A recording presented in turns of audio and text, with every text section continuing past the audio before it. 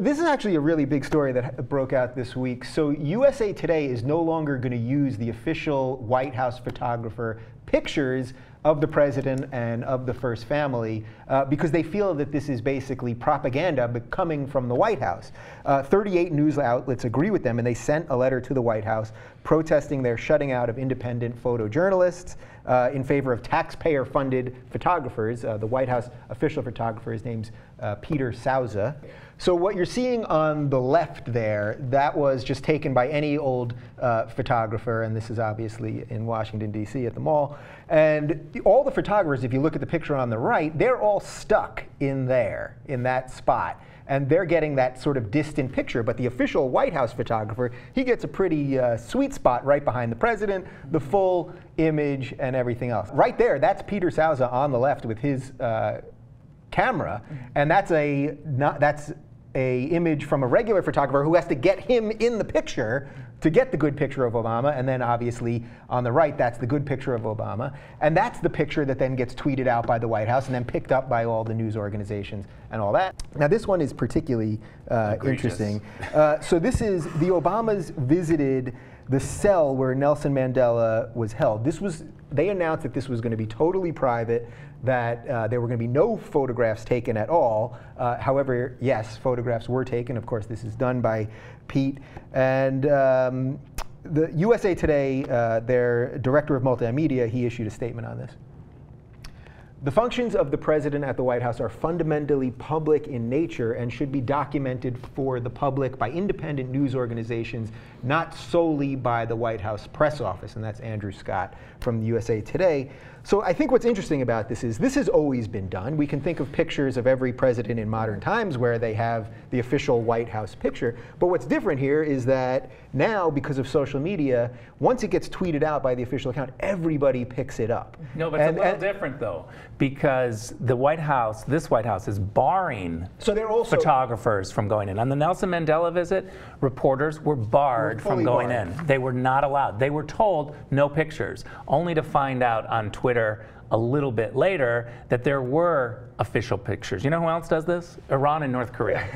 State-run media. I have something about Russia here. Yeah, that's what they do. I mean, this is outrageous. But you know what? If the reporters in the White House press corps are not going to be up in arms about it, they all want to be like sheep and follow it, you know, they're looking ridiculous. But they are starting to wake up, right? Yeah, okay, here's the thing. I think there is an issue of propaganda, and part of my brain totally aligns with that. But then there's another part of my brain, maybe it's the vain side, that feels like, doesn't the president and his family have a right to control their media image in that way? Like, if I see a picture that I don't like of myself on Facebook, I'm going to untag it. Seriously, but kind of the same You're not thing. Elected by I know I'm not elected, and I was going to say, I know that's anyway. But no, it won't happen.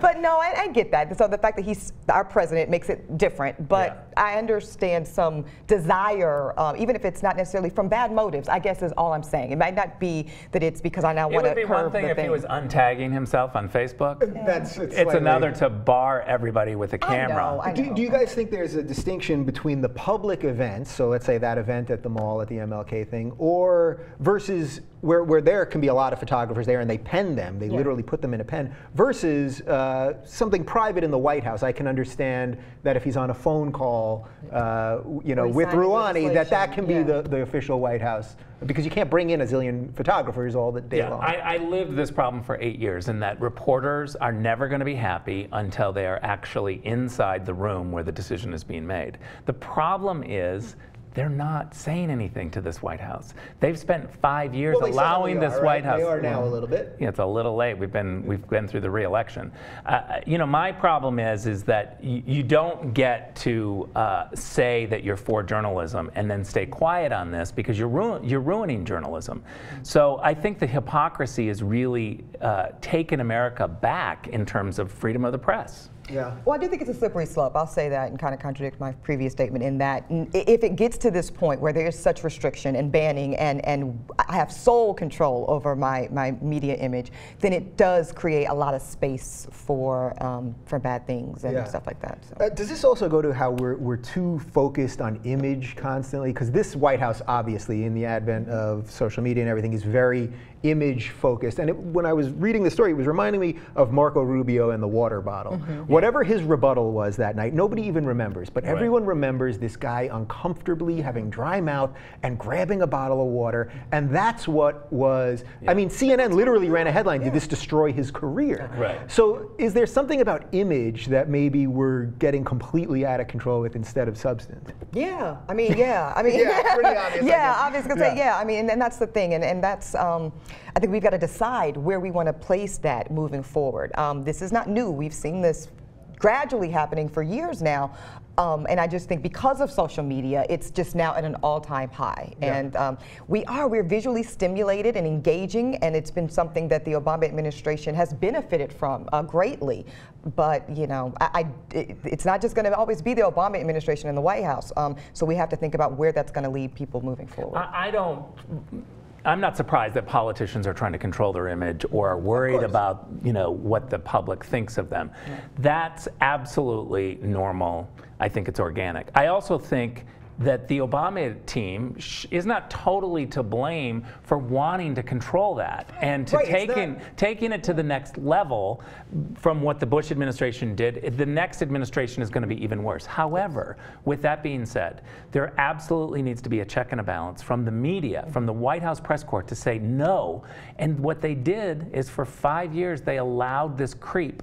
And I mean the creeping of the process. Jay Carney? No. I mean this slow creep of having their rights completely taken away from them.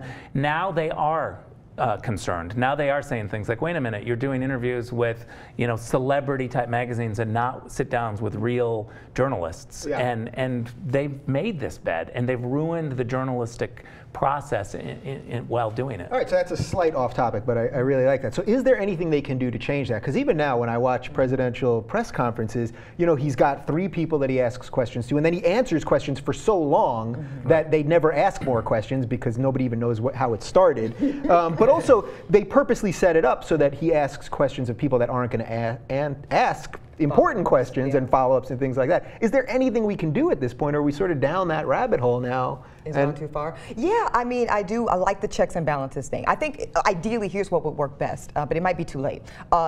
You can have your own designated official stuff that you have control over and you present yourself and your family the way you want to, and also have independent, objective journalists do their job so that America feels like there's some diversity there. But I agree, maybe it's too late for that now. So in terms of the photos, couldn't you have the official White House photographer just with everyone, and it's still an official White House photo? That's what was happening in the Bush administration.